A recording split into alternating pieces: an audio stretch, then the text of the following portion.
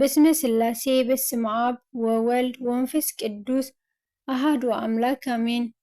أوريت زتات معرف 35 ሙሴ ድማ ንኩሉ ኣኼባ ደቂ እስራኤል ኣኪቡ እቲ እግዚኣብሔር ክግበር ዝኣዘዞ ነገር እዚ እዩ በሎም። 6 መዓልቲ ዕዮ ይተዓየ እታ 7ይቲ መዓልቲ ግና ናይ እግዚኣብሔር ሰንበት ዕረፍቲ እያ እሞ ቅድስቲ ትኹነልኩም በኣ ዕዮ ዝዓየየ ኩሉ ይሙት። ኣብ እትገብርዎ ኩሉ ብመዓልቲ ሰንበት ሓዊ ኣይተንድዱ። ሙሴ ድማ ንብዘሎ ኣኼባ ደቂ እስራኤል ከምዚ ኢሉ ተዛረበ። እቲ እግዚኣብሔር ከምዚ ኢሉ ዝኣዘዞ ነገር እዚ እዩ። ካባኻትኩም ንእግዚኣብሔር ህያብ ውሰዱ፣ ነፍሲ ወከፍኩም ፈታው ልቢ ዘለዎ ንእግዚኣብሔር ህያብ የምፅእ፣ ወርቅን ብሩርን ኣስራዝን ሰማያውያን ሕብሪ ደምን ጽሩይ ቀይሕን ልሕፂን ጣጢዕን ፀጉሪ ጤልን ዝተቐረፀ ቆራብቲ ደዓውልን ቆራብቲ ታስን ዕንጨይቲ ሸጢምን ዘይቲ ንቐንዴልን ቀማማትን ድማ ንዝቕባእ ዘይትን ንምኡዝ ዕጣንን ኣእማን ዕንቅን ንኤፎድን ንሳንቃ ኣፍ ልብን ዝዛነቅ ኣእማንን ኣባኻትኩም ጥበበኛ ልቢ ዘለዎም ኩላቶም ይምፁ። እግዚኣብሔር ዝኣዘዞ ኩሉ ድማ ይግበሩ። እቲ ማሕደር እቲ ድንኳኑን መደረብታኡን ኣቋልፉን ኣልዋሑን ጋድማቱን ኣዕኑዱን ኣእጋሩን ድማ ታቦትን እቲ መሰላታቱ መኽደን መተዓረቕን ዝጋረድ መጋረጃን ሰደቓን እቲ መሰላታቱን ኩሉ ኣቕሑኡን እንጌራ ምርኣይን እቲ ዘብርህ ቀዋሚ ቀንዴልን ኣቕሑኡን ቀልዒ ቀንዴልን ንምብራህ ዝኸውን ዘይትን መሰዊኢ ዕጣንን እቲ መሰላታቱን ዘይቲ ንመቕብእን ምኡዝ ዕጣንን መጋረጃ ኣፍ ደገ ነቲ ደገ ማሕደርን መሰዊኢ ምሕራርን እቲ ናይ ኣስራዚ መጋረዲኡን መሰላታቱ ኩሉ ኣቕሑኡን እቲ ገበራ ምስ ኣጋሩ መጋረጃታት ኣጸድን ኣዕኑድን ኣጋሩን መጋረጃ ኣፍ ኣጸድ ከዓ ሸኻውልቲ ማሕደርን ሸኻውልቲ ኣጸድን እቲ ኣግማዱን ኣብ መቕደስ ዘገልግሉሉ ኣልባስ ኣገልግሎት ቅዱሳት ኣልባስ ንኣሮን ካህንን ብክህነት ዘገልግሉ ኣልባስ ደቁን ከዓ ኩሉ እቲ ኣኼባ ደቂ እስራኤል ከዓ ካብ ቅድሚ ሙሴ ወፁ። ነፍሲ ወከፍ ልቡ ዝደፍኦ መፀ። ኩሉ መንፈሱ ፍቃድ ዘለዓለሉ ንመስርሒ ድንኳን ምርኻብን ንኩሉ ኣገልግሎቱን ንቅዱሳት ኣልባስን ንእግዚኣብሔር ህያብ ኣምፀ። ፍታው ልቡ ዘለዎም ዘበሉ ሰብኡትን ኣንስትን መፂኦም ኣቁላፍን ቀላብቲ እዝንን ቀላብቲ ኣጻብዕን ኣምባርን ኩሉ ኣቑሑ ወርቅን ሃቡ። ነፍሲ ወከፍ ንእግዚኣብሔር ህያው ወርቂ ኣቕረበ። ሰማያውን ሕብሪ ደምን ጽሩይ ቀይሕን ልሕፂ እንጣጢዕን ፀጉሪ ጤልን ተቐረፀ ቆራብቲ ዳዓውልን ቆራብቲ ታሰስን ተረኽቦ ዘበለ ሰብ ኣምፅኦም። ነፍሲ ወከፍ ህያብ ብሩርን ኣስራዝን ዝሃበ ህያቡ ንእግዚኣብሔር ኣምፀአ። ነፍሲ ወከፍ ዕንፀይቲ ሽጢም ዝነበሮ ንዝኾነ ዕዮ ኣገልግሎት ክኸውን ኣምፅኦ። ጥበበኛ ልቢ ዘለወን ኩለን ኣንስቲ ድማ ብእዳወን ፈቲለን እቲ ዝፈተልኦ ሰማያውን ሕብሪ ደምን ጽሩይ ወርቅን ጽሩይ ቀይሕን ልሕፂ አንጣጢዕን ኣምፅኦ። ኩለን ኣንስቲ ልበን ብጥበብ ዘለዓለን ከዓ ፀጉሪ ጤል ፈተላ። እቶም ክሓላቑ ድማ ኣእማን ዕንቁን ኣብ ኤፎድን ኣብ ሳንቃ ኣፍ ልብን ዝዛነቕ ኣእማንን ቀመማትን ዘይቲ ንምብራህ ንዘይቲ ቅብኣትን ንምኡዝ ዕጣንን ዝኸውን ኣምፁ። ደቂ እስራኤል ንነፍሲ ወከፍ ሰብኣይን ሰበይትን ነቲ እግዚኣብሔር ክግበር ብሙሴ ዝኣዘዞ ኩሉ ግብሪ ዝኸውን ክህብ ልቡ ዘለዓሎ ብፍታው ህያብ ንእግዚኣብሔር ኣምፁ። ሙሴ ድማ ንደቂ እስራኤል በሎም ረኣዩ እግዚኣብሔር ንበሳልኤል ወዲ ኡሪ ወዲ ሁር ካብ ነገደ ይሁዳ ብስሙ ፀውዖ። ንኡ ድማ ብመንፈስ ኣምላኽ መልኦ ብጥበብን ብምስትውዓልን ፍልጠትን ብኩሉ ዕዮን ንምሕሳብ ብልሓት ብወርቅን ብብሩርን በስራዝን ንምዕያይ ዝዛነቕ ኣእማን ንምውቃርን ንምዝራብ ዕንጨይትን ኩሉ ዓይነት ዕዮ ብልሓት ንምዕያይ ንኡን ንኦሆልያብን ወዲ ኣሂሳማክ ካብ ነገደ ዳን ክምህሩ ኣብ ልቦም ሃቦም። ናታቶም ኩሉ ዕዮ ብልሓትን ምቕራፅን ንምዕያይ ካብ ሰማያውን ሕብሪ ደምን ጽሩይ ቀይሕን ልሕፂ ዕንጣጢዕን ከዓ ብብልሓት ንምጥላፍን ንዕዮ ምእላምን ኩሉ ዓይነት ዕዮ ብልሓት ንምሕሳብን ብጥበባት ልቢ መልኦም። ምዕራፍ 36 በሳሊኤል ሆልያብን ኩሎም ጥበብ ልቢ ዘለዎም ሰባትን ንኣገልግሎት መቕደስ ዝኸውን ዕዮ ምዕያይ ክፈልጡ እግዚኣብሔር ጥበብን ምስትውዓልን ዝሃቦም ከምቲ እግዚኣብሔር ዝኣዘዞ ኩሉ ነገር ክገብሩ እዮም። ሙሴ ድማ ንቤሳኤል ንሆልብያን ንኩሎም ጥበበኛ ልቢ ዘለዎም ሰባትን እግዚኣብሔር ኣብ ልቦም ጥበብ ዘሕደረሎም መጺኦም ነዚ ዕዮ እዚ ክዓዩ ልቦም ዝደረኾም ጸወዐ። ንሳቶም ከዓ ነቲ ደቂ እስራኤል ንዕዮ ኣገልግሎት መቕደስ ኢሎም ዘምጽእዎ ኩሉ ህያብ ክዓዩሉ ካብ ሙሴ ተቐበሉ። ደቂ እስራኤል እቲ ናይ ፍታው ህያቦም ግና ንግሆ የምጽኡ ነበሩ። እቶም ንኩሉ ዕዮ መቕደስ ዝዓዩ ዝነበሩ ኩላቶም ጥበበኛታት ንነፍሲ ወከፎም ከካብ ዝዓይዎ ዝነበሩ ዕዮኦም መጹ። ንሙሴ ከዓ እዚ ህዝቢ እቲ እግዚኣብሔር ክግበር ዝኣዘዞ ዕዮ ንምዕያይ ሓለፋ እቲ ዘድሊ የምጽእ ኣሎ ኢሎም ተዛረብዎ። ሽዑ ሙሴ ሰብኣይ ኮነ ወይ ሰበይቲ ንመቕደስ ክህብ ኢሉ ደጊም ኣየዕየ ኢሎም ኣብ ሰፈር ክእውጁ ኣዘዘ እሞ እቶም ህዝቢ ከየምጽኡ ተኸልከሉ። እቲ መተዓየዪ ንኩሉ ዝዕየ ዕዮ ዝኣክል ነበረ። ተረፈ እኳ እቶም ነቲ ዕዮ ዝዓዩ ዝነበሩ ኩሎም ጥበበኛታት ልቢ ዘለዎም ነቲ ማሕደር ብ10 ዓለባ ገበርዎ ካብ እተፋሕሰ ልሕፂ ዕንጣጢዕን ሰማያዊ ሕብሪ ደምን ጽሩይ ቀይሕን ምስናይ ብብልሓት እተዓየ ክሩቤል ገበርዎ። ምንዋሕ እቲ ሓደ ዓለባ 28 እምነት ወርዲ እቲ ሓደ ዓለባ ከዓ 4 እምነት ነበረ። ሰፍሪ ኩሉ ዓለባታት ማዕረ ነበረ። ነቲ 5 ዓለባታት ነንሕድሕዱ ኣጋጠሞ ነቲ 5 ዓለባታት ድማ ነንሕድሕዱ ኣጋጠሞ። ኣብቲ ቀዳማይ እተጋጠመ ኣብ ጥርዚ እቲ ወሰናይ ዓለባ ካብ ሰማያዊ ፈትሊ መከንትቦታት ገበረ። ኣብቲ ካልኣይ እተጋጠመ ድማ ኣብ ጥርዚ እቲ ወሰናይ ዓለባ ከምኡ ገበረ። ኣብቲ ሓደ ዓለባ 50 መኸንትቦ ገበረ። እቲ መኸንትቦታት ድማ ነንሕድሕዱ ከምዚ ዝራኸብ ገበሮ። 50 ቁልፊ ወርቂ ከዓ ገበረ እሞ ነቲ ዓለባታት በቲ ኣቑላፍ ነሓድሕዱ ኣጋጠሞ። እቲ ድንኳን ከዓ ሓደ ኾነ። ንመደረብታ እቲ ማሕደር ድማ ካብ ጸጉሪ ጤል ዓለባታት ገበረ። ነቲ ዓለባታት 11 ገበሮ። ምንዋሕ ሓደ ዓለባ 30 እምነት ወርዲ እቲ ሓደ ዓለባ ድማ 4 እምነት ነበረ።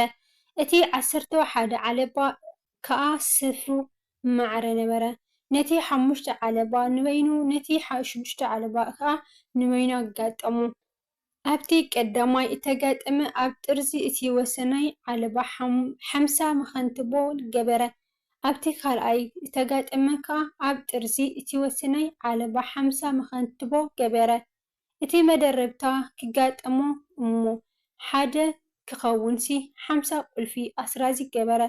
ነቲ መደረብታ ድማ ካብ እተቀርጸ ቀራብቲ ደዓውል መኽደን ገበረ። ኣብ ልዕሊኡ ከዓ ካብ ቆርበት ተሃስ ካልእ መኽደን ገበረ።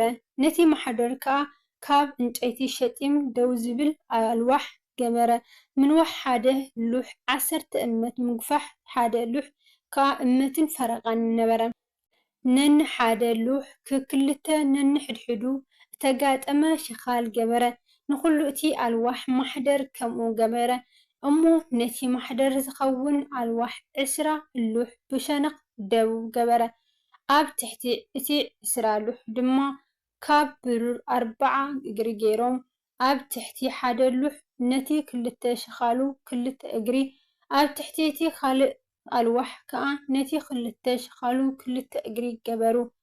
በቲ ካልኣይ ወገኑ ነቲ ማሕደር ብሸነኽ ሰሜን ድማ 20 ሉሕ ምስ 4 ብሩር እግሩ ኣብ ትሕቲ ሓደ ሉሕ ክልተ እግሪ ኣብ ትሕቲ ሓደ ሉሕ ክልተ እግሪ ገበረ። ብሸነኽ ድሕሪኡ ነቲ ማሕደር ብሸነኽ ምዕራቡ ድማ 6 ሉሕ ገበረ። ነቲ ማሕደር ብሸነኽ ድሕሪኡ ከዓ ንኹርንዑ 2 ሉሕ ገበረ። እዚ ካብ ታሕቲ ጀሚሩ ድርብ ነበረ ክሳዕ ላዕሊ ክሳዕ እቲ ቀዳማይ ቀለቤት ብምልኡ ከምኡ ገበረ። ንኽልቲኦም ኣብቲ 2 ኩርናዕ ከምኡ ገበረ። እቲ ኣልዋሕ 8 እቲ ብሩር ኣእጋሩ ከዓ 16 እግሪ ኣብ ትሕቲ 1 ሉሕ 2 እግሪ ገበረ። ጋድማት ድማ ካብ ዕንጨይቲ ሸጢም ገበረ። ብሓደ ሸነኽ ማሕደር ንዘሎ ኣልዋሕ 5 ብኻልኣይ ሸነኽ ማሕደር ንዘሎ ኣልዋሕ ከዓ 5 ጋድም ብድሕሪ ማሕደር ብሸነኽ ምዕራቡ ንዘሎ ኣልዋሕ ድማ 5 ጋድም ገበረ። ነቲ ማእኸላይ ጋድም ከዓ ብማእኸል እቲ ኣልዋሕ ገይሩ ካብቲ ሓደ ወሰን ናብቲ ካልኣይ ወሰን ከምዝሓልፍ ገበሮ። ነቲ ኣልዋሕ ብወርቂ ለበጦ። እቲ ጋድማት ዝኣተዎ ቀላብቱ ድማ ካብ ወርቂ ገበሮ። ነቲ ጋድማት እውን ብወርቂ ለበጦ። ነቲ መጋረጃ ድማ ምስ ናይ ብብልሓት ፈላጥ ተገብሩ ኪሩቤል ገይሩ ካብ ሰማያውን ሕብሪ ደምን ጽሩይ ቀይሕን ዝተፋሕሰ ልሕፂን ጣጢዕን ገበሮ። 4 ዓንዲ ሸጢም ድማ ገበረሉ። ብወርቂ ከዓ ለበጦ። መሰቃቐሊኡ እውን ካብ ወርቂ ገበረ። 4 እግሪ ብሩር ድማ ብፍሲ ገበሮ። መጋረጃ ኣፍ ደገ ድንኳን ከዓ ካብ ሰማያውን ሕብሪ ደምን ጽሩይ ቀይሕን ዝተፋሕሰ ልሕፂን ጣጢዕ ገይሩ ጠለፎ። ነቲ 5 ኣዕኑድ ድማ ምስ መሰቃቐሊኡ ገበሮ። ነቲ ጉልላትን ኣዛንጉን ብወርቂ ለበጦ። እቲ 5 እግሩ ከዓ ኣስራዚ ገበረ። ምዕራፍ 37 በሳሊኤል ድማ ካብ ዕንጨይቲ ሽጢም ታቦት ገበረ። ንውሑ 2 እመትን ፈረቓን ምግፋሑ ከዓ እመትን ፈረቓን ምብራኽ እውን እመትን ፈረቓን ነበረ። ውሽጡን ግዳሙን ድማ ብጽሩይ ወርቂ ለበጦ። ዙርያኡ ከዓ ኣኽሊል ወርቂ ገበረሉ። 4 ቀለበት ወርቂ ኣፍሲሱ ኣብ 4 እግሩ 2 ቀለበት ብሓደ ሸነኽ 2 ቀለበት ከዓ ብኻልኣይ ሸነኽ ገበሮ። መሰላታት ከዓ ካብ ዕንጨይቲ ሸጢም ገይሩ ብወርቂ ለበጦ። እቲ ታቦት ብኡ ምእንቲ ክጽወር ድማ ነቲ መሰላታት ናብቲ ኣብ ጎቦታት ታቦት ዘሎ ቀላብቲ ኣተዎ። መኽደን መተዓረቒ ከዓ ካብ ጽሩይ ወርቂ 2 እመትን ፈረቓን ዝምንዋሑ እመትን ፈረቓን ዝምግፍሑ ገበረ። 2 ኪሩቤል ድማ ካብ ወርቂ ገበረ። ብምቕጥቃጥ ሰሪሑ ንመኽደን መተዓረቒ ኣብ 2 ወሰኑ ገይረሎም። 1 ኪሩቤል በዚ ወሰን እዚ 1 ኪሩቤል ከዓ በቲ ወሰንቲ ነቶም ኪሩቤል ምስቲ መኽደን መተዓረቒ ብሓደ ገይሩ ኣብ ክልቲኡ ወሰኑ ገበሮም። እቶም ኪሩቤል ከዓ ነንሕድሕዶም ገጽ መሊሶም ኣኽናፎም ልዕል ኣቢሎም ዘርጊሖም ንመኽደን መተዓረቒ ብኣኽናፎም ከወልዎ። ገጽ እቶም ኪሩቤል ናብ መኽደን መተዓረቒ ኣቢሉ ነበረ። ሰደቓ ድማ ካብ ዕንጨይቲ ሸጢም ገበረ። ምንዋሑ 2 እመት ምግፋሑ እውን እመት ምብራኹ ከዓ እመትን ፈረቓን ነበረ። ብጽሩይ ወርቂ ለበጦ። ነቲ ዙርያኡ ድማ ኣኽሊል ወርቂ ገበረሉ። ነቲ ዙርያኡ ከዓ ጋት ዝምግፋሑ ክቡስ ገበረሉ። ነቲ ክቡስ ከዓ ኣብ ዙርያኡ ኣኽሊል ወርቂ ገበረሉ። 4 ቀለበት ወርቂ ኣፍሰሰሉ። ነተን ኣቐላብቲ ድማ ኣብቲ 4 እግሩ ዘሎ 4 መኣዝኑ ገበረ። እቲ ቀላብቲ መሰላታት ምእንቲ ክኣትዎ እሞ እቲ ሰደቓ ብኡ ክጽወር ኣብ ጥቓ እቲ ክቡስ ነበረ። እቲ ሰደቓ ብኡ ክጽወር ነቲ መሰላታት ካብ ዕንጨይቲ ሸጢም ገበሮ። ብወርቂ ድማ ለበጦ። እቲ ኣብ ሰደቓ ዝነብር ኣቕሑ ሒላባውትን ጭሔሎታትን ጸዋዓቱን እቲ መስዋእቲ መስተ ዝከዓወሉ ኩስኩስትታትን ካብ ጽሩይ ወርቂ ገበሮ። ቀዋሚ ቀንዴል ድማ ካብ ጽሩይ ወርቂ ገበረ። ንቀዋሚ ቀንዴል ምስ እግሩን ዘንጉን ብምንቅጥቃጥ ገበሮ።